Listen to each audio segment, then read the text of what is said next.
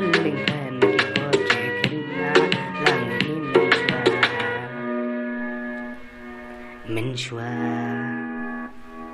menshwa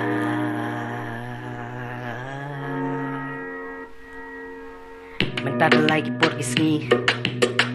beling pen kipoje kena langi shed kicakai tokai pendeng setidu solo berji dan pakai imei menta pada ya sanghe ilang jongkan lebih sudah apa lebih siapa prabu samla perminta ada beling pen apa kamu cua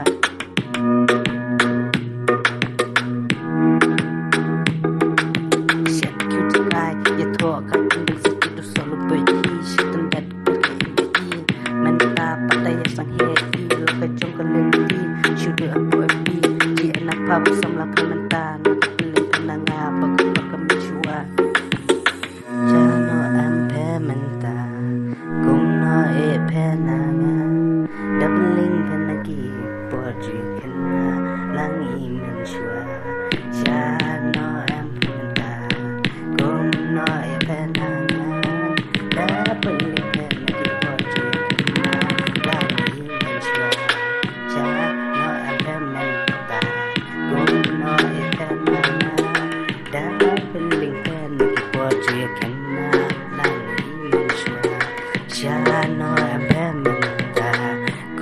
no